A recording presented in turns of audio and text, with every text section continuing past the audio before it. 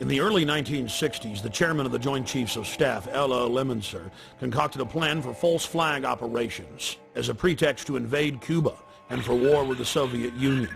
In Operation Northwoods, they planned to hijack jets by remote control, crash them, and blame the attack on Cuba. There were many other terrorist attacks they planned to carry out that were contained within the document. One scenario mentioned was the destruction of a U.S. naval vessel that was to be blamed on a foreign power as a pretext for war with any enemy they picked. President Lyndon Baines Johnson went operational with Northwoods on June 8, 1967 during the Six-Day War. During the Six-Day War between Israel and the Arab nations, the USS Liberty was sent by Johnson to collect electronic intelligence in the eastern Mediterranean. The clearly marked U.S. intelligence ship was 14 miles off the coast of Israel in international waters. A short time after the air attack had been completed, the 3 torpedo boats approached us from our starboard quarter at high speed and in an apparent torpedo launch attitude. Israeli surveillance aircraft flew low over the ship and clearly identified it as an American vessel. At 2 p.m. that afternoon, the USS Liberty was attacked by 3 Mirage 3 fighter bombers. From the onset of the attack, the fighter bombers were jamming U.S. signals. Not only were they jamming U.S. signals specifically, they were also unmarked, the only unmarked aircraft in Israel's arsenal. The fighter bombers strafed the ships with their cannons, dropped conventional munitions and napalm on the ship, repeatedly from stem to stern.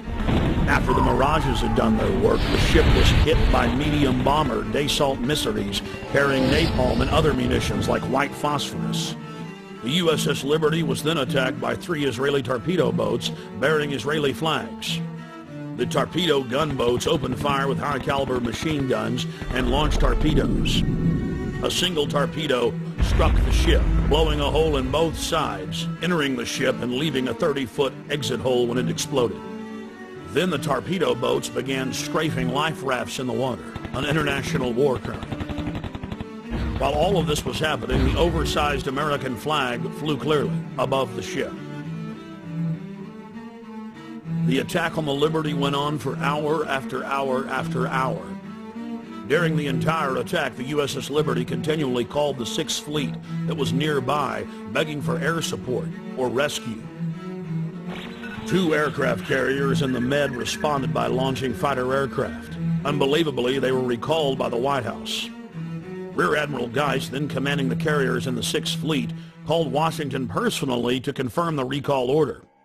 Secretary of Defense McNamara came on the line, and then President Johnson himself told Geist, "I want that goddamn ship going to the bottom. No help. Recall the wings." Imagine being Admiral Geist begging the president to allow you to defend an American ship that's under attack and being told by him that he wants the ship going to the bottom. Despite the fact that the U.S. carriers withdrew their help, a Russian spy ship appeared and witnessed part of the attack. After 3 hours into the attack, the Israelis withdrew because there were witnesses, allowing the damaged USS Liberty to limp to safety. 40 years after the attack on the USS Liberty, we know exactly what happened. I've interviewed former chairman of the Joint Chiefs of Staff, Admiral Thomas Moorer. I've interviewed the admirals that were on the line who heard what President Johnson said. I've even talked to the head JAG officer of the Navy who was ordered to falsify the reports and cover up what had really happened.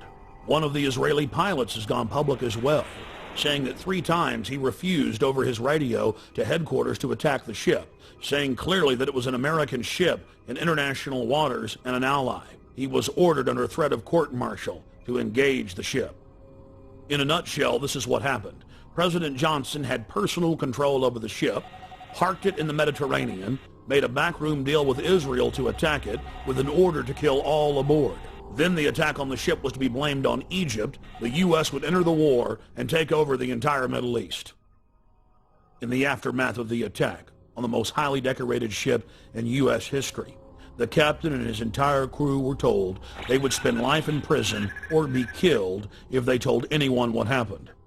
Captain William L. McGonigal was given the Congressional Medal of Honor in secret and told not to tell anyone that he had won the award.